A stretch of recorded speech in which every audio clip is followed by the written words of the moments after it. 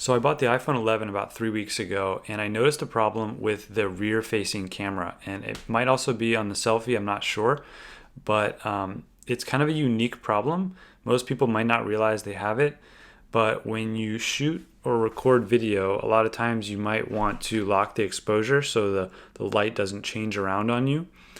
And you'll be able to notice the problem when you do this, and specifically it's much easier to see the problem when you shoot in slow motion.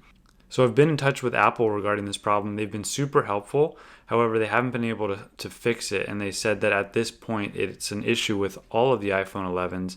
And I don't know if that's including the iPhone 11 Pro and the Pro Max. I just have the regular iPhone 11 model. So what I want to do here is film a comparison video with the iPhone 11 and the iPhone XS Max. I think that'll really help see the difference and the problem that's going on with the iPhone 11. So let's get to it. So this is the iPhone 10. We're going to shoot in slow motion at 240 frames per second. First, let's lock the autofocus auto exposure. Start recording. Tilt it down, tilt it back up to get some light change in there.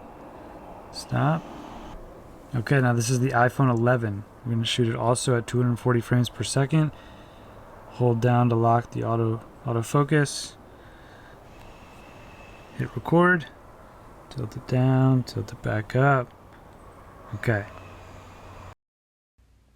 So you can see in slow motion, it's really easy to tell the light is changing as the camera goes from a lighter to a darker source, which is the deck, and then it comes back up again. You can see it flickering, kind of that notching up, up, up.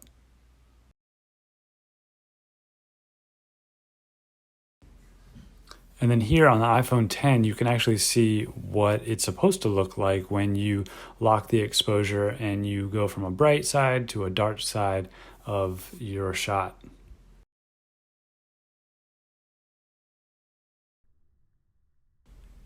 And if we look at it again in this comparison side by side, you can actually see the iPhone 11 is also out of focus, as well as kind of doing that notching up of the light as it goes through the video clip. So I just wanted to make this video to see if anybody else out there was having the same problems that I was.